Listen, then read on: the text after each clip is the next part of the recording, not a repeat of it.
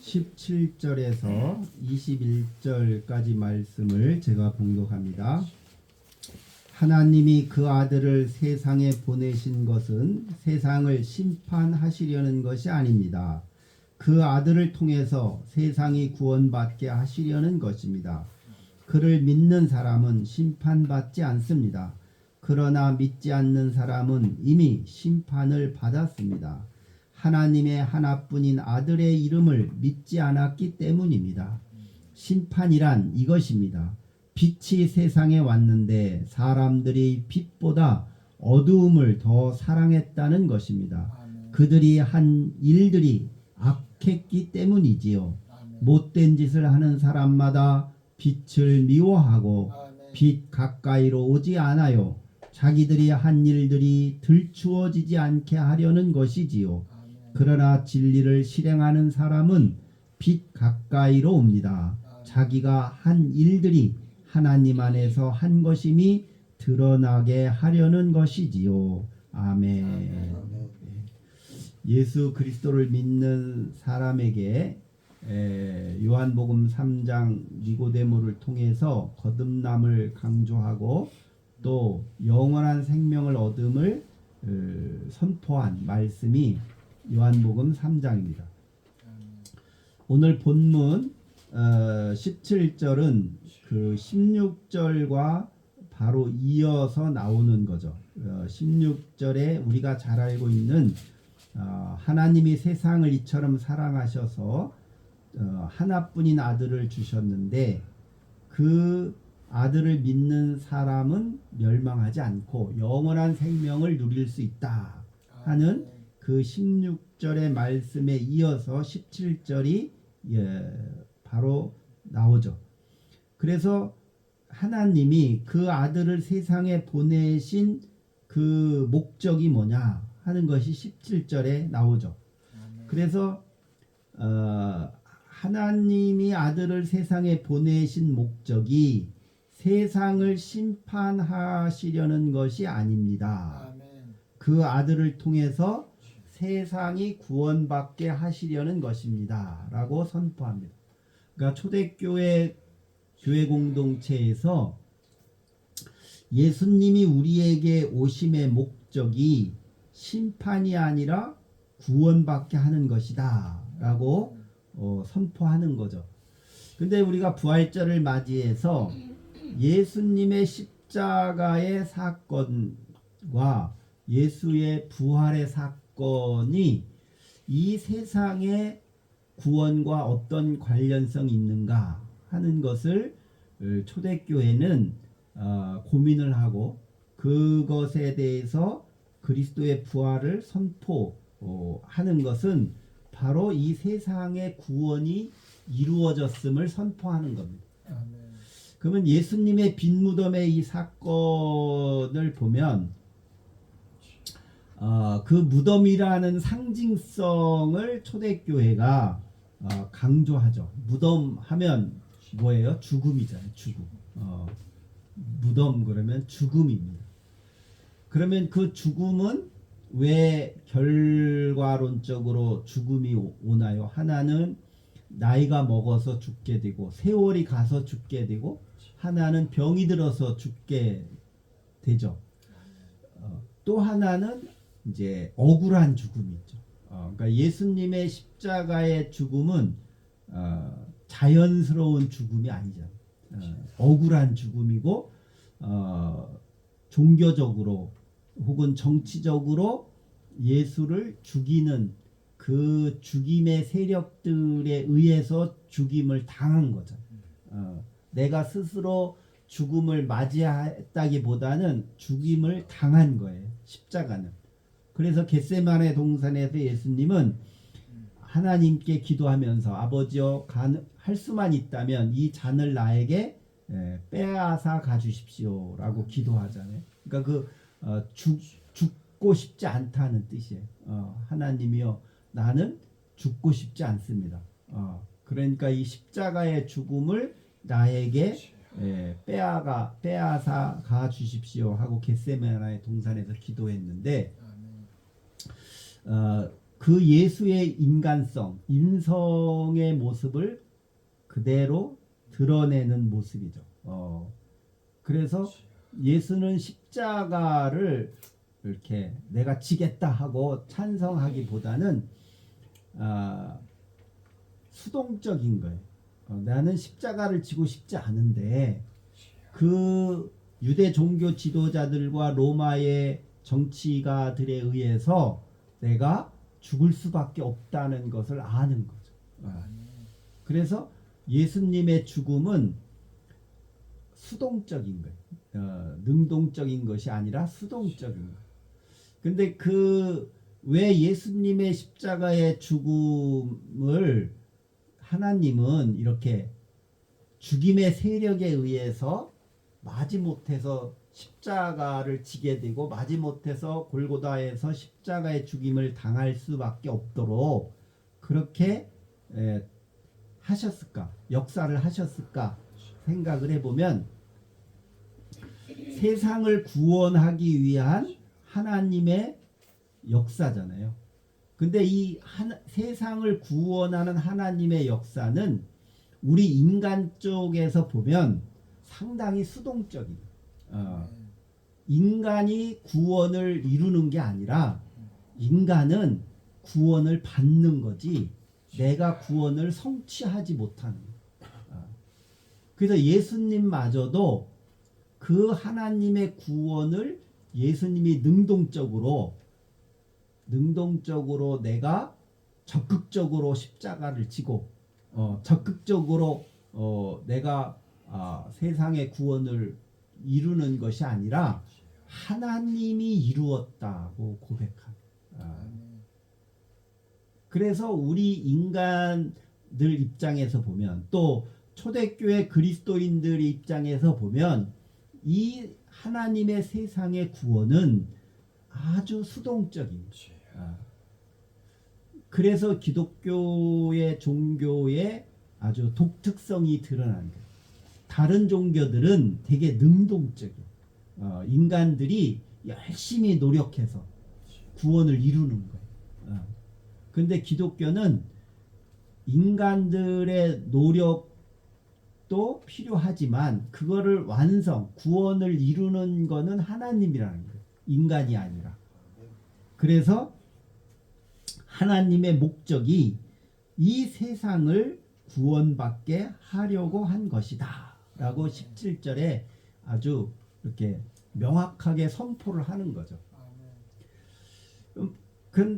또 한편으로 생각해 보면 예수님의 십자가의 사건과 부활의 사건을 보면 그 하나님이 세상을 구원을 이루는 역사인데 그 구원의 과정에서는 심판이라고 하는 과정을 겪는다는 거예요. 그러니까 예수님이 십자가를 지는 것도 우리 인간들의 죄에 대한 심판이잖아요. 예수님이 대신 대속의 죄로 십자가를 져서 예수님이 심판을 받은 거죠. 그 우리 인간들의 죄를 예수님이 심판을 받은 거예요.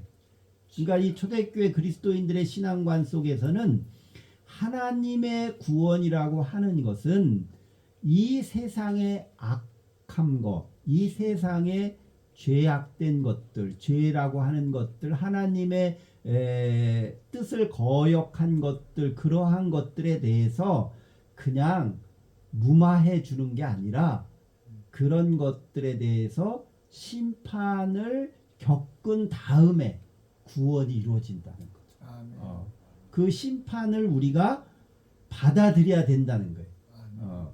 그래서 하나님의 구원은 반드시 우리 인간들에 의해서 만들어진 이루어진 악의 것들, 불의한 것들, 잘못된 것들에 대한 심판이 이루어진 다음에 구원이 완성된다는 거예요.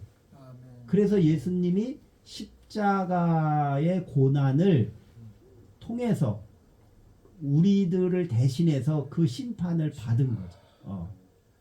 그 심판이란 과정이 없으면 하나님의 구원의 완성이 이루어질 수 없다 하는 것을 초대교회 그리스도인들이 믿은 거예요.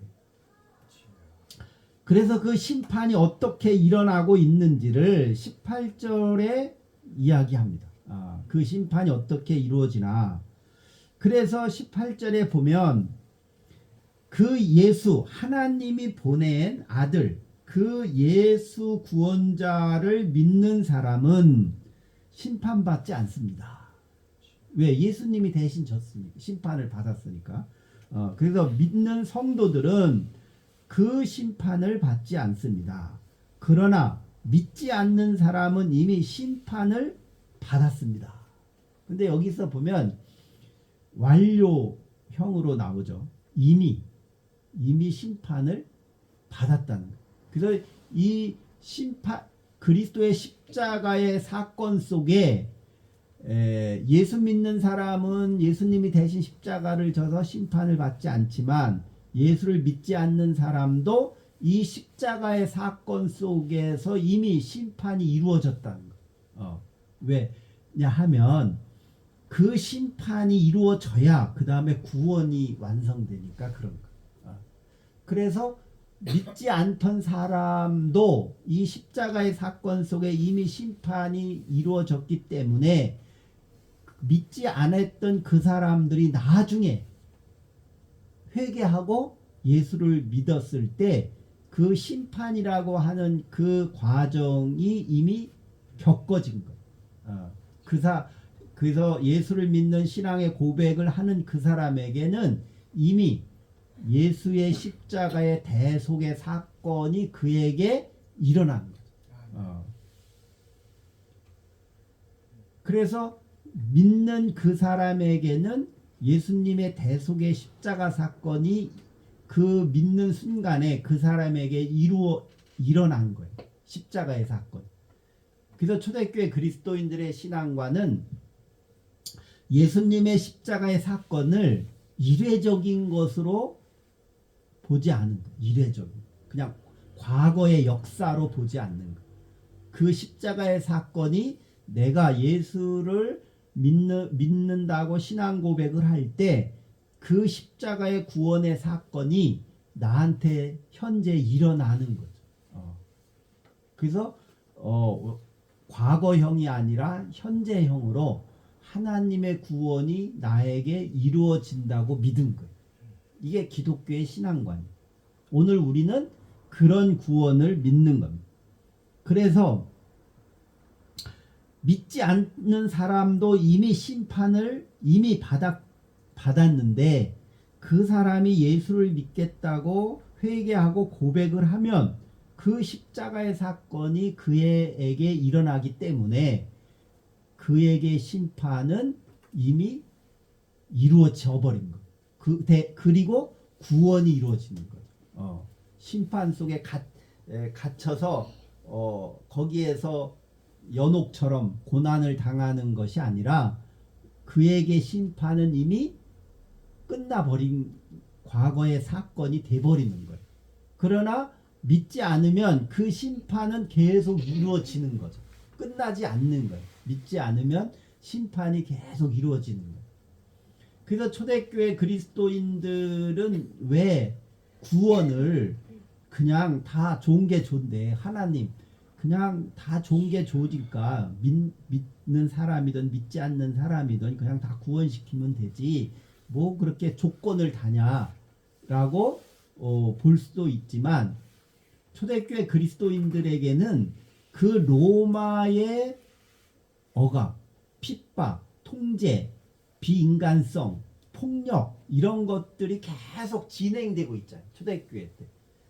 그런 그 악한 것들이 죽임의 세력들이 계속 현재형으로 진행되고 있었기 때문에 초대교회 그리스도인들에게는 그들 유대 종교 지도자들이나 종교를 이용하고 하나님을 이용해서 자기들의 부와 영화를 누리면서 오히려 민중들에게 핍박하고 그들을 더 고통스럽게 하는 그런 종교 지도자들이나 로마의 통치자들이나 이런 사람들은 죽임의 세력들인데 그 죽임의 그 세력들이 계속 진행하고 있어서 그 심판은 과거의 사건이 아니라 진행이 되고 있다고 초대교회 그리스도인들은 믿는 거예요.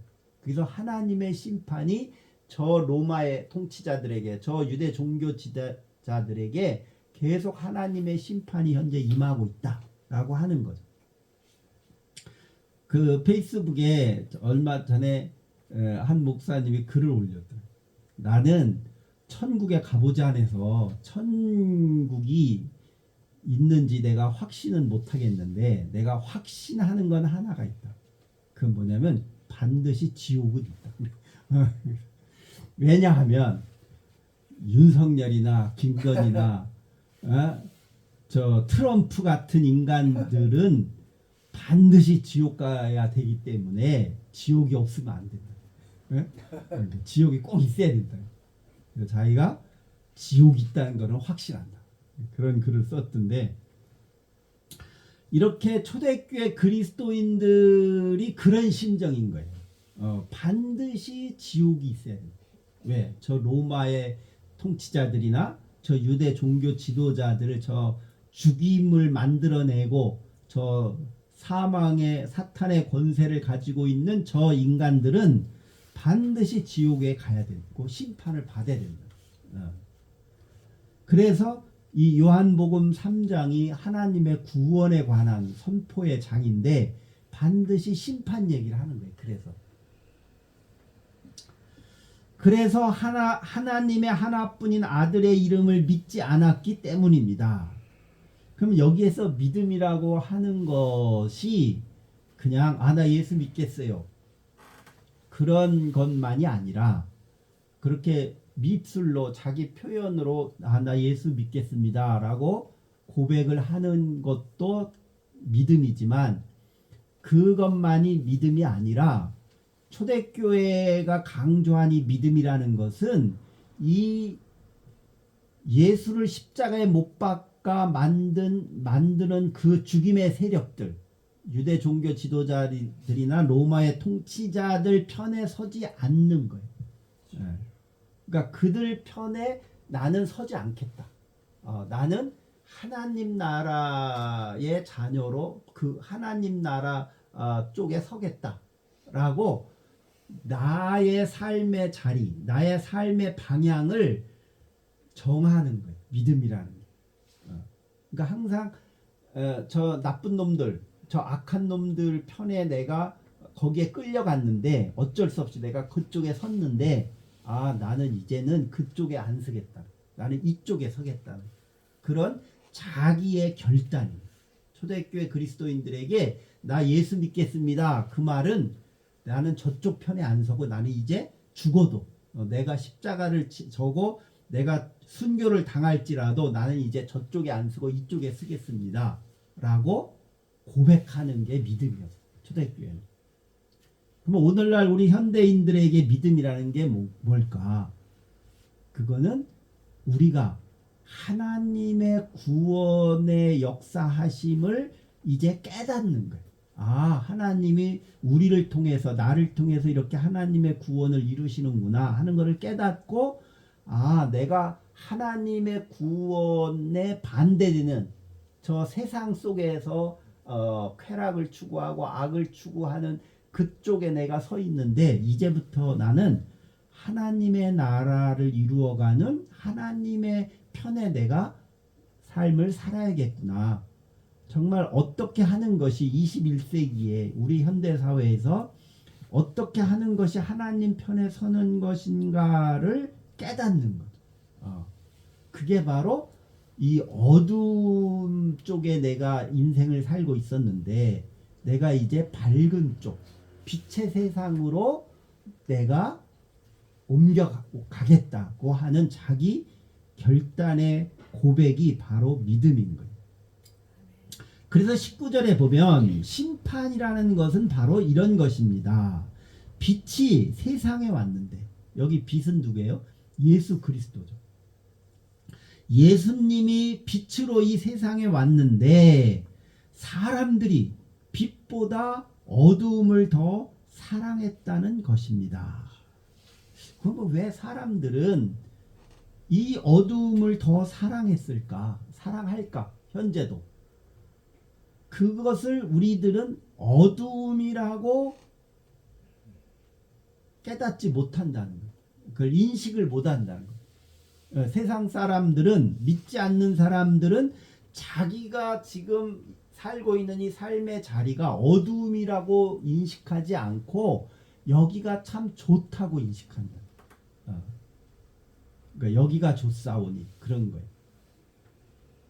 그래서 자기 자신을 깨닫지 못하는 거예요. 내가 지금 어디에 있는지, 내가 지금 어떤 삶을 살고 있는지 그것을 깨닫지 못하고 있어서 그들은 자기가 어두움 속에 있다고 인식하지 못한 거죠.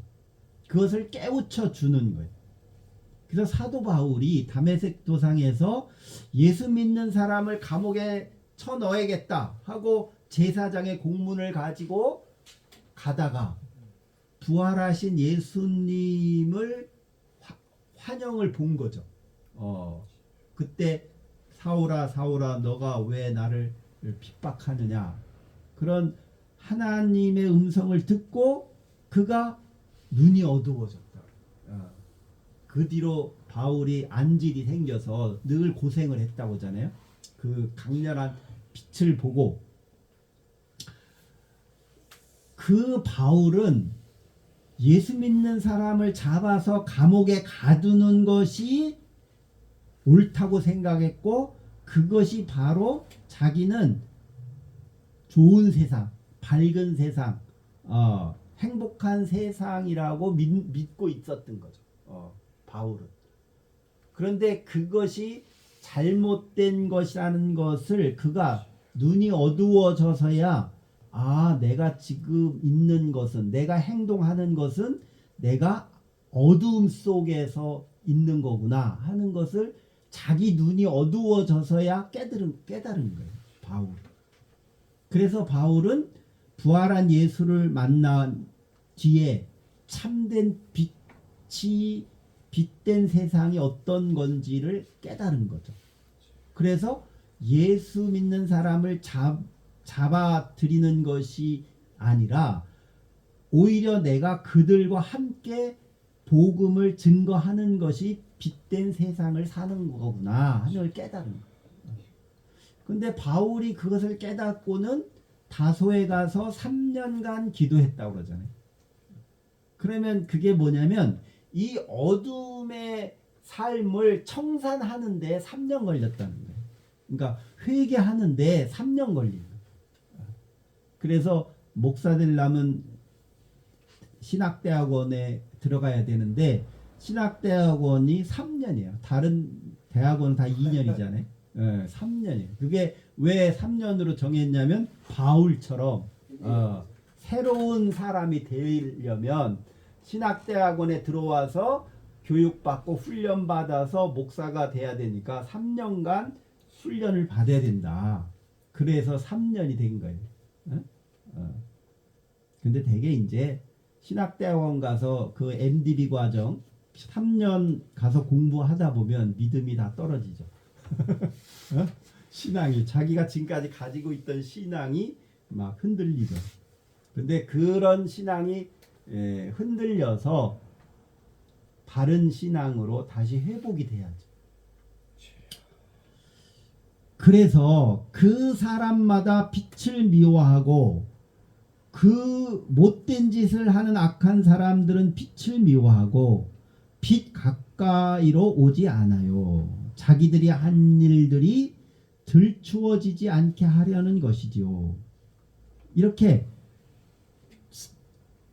자기 자신을 감추고 이중적으로 겉과 속이 다르게 자기의 인생을 살아갈 수밖에 없다는 거예요.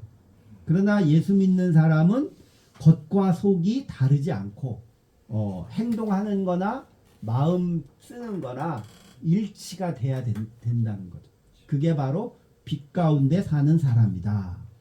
그래서 이 빛 가운데 사는 사람은 진리를 실행하는 사람이다. 21절에 그래서 그 진리를 실행하는 사람은 그의 행위가 다 하나님 안에서 다 드러나기 때문에 겉과 속이 다르지 않다는 행동하는 것이나 마음씨가 일치가 된다는 거죠. 믿음이 일치가 된다. 근데 오늘날 우리 현대인들에게 또 우리 종교인들에게는 참 신앙생활을 오래 하면 할수록 겉과 속이 자꾸 달라지니까 이게 참 문제가 되는 그래서 이 겉과 속이 다르지 않고 일치가 돼서 그 사람의 말이 신뢰가 가고 그 사람의 행동이 세상 사람들에게 인정받는 그러한 믿음의 삶을 사는 것이 부활의 신앙을 갖는 것임을 우리가 깨달아야 됩니다. 그래서 우리가 그리스도의 부활 신앙을 가지고 빛 가운데 믿음으로 승리하는 그리고 어둠의 세력의 편에 서지 아니하고 하나님의 나라의 빛이 이루어지는 그 편에 설 수 있는 그런 신앙으로 사시기를 주의 이름으로 축원합니다. 기도합니다. 사랑과 은혜가 충만하신 아버지 하나님 감사합니다. 부활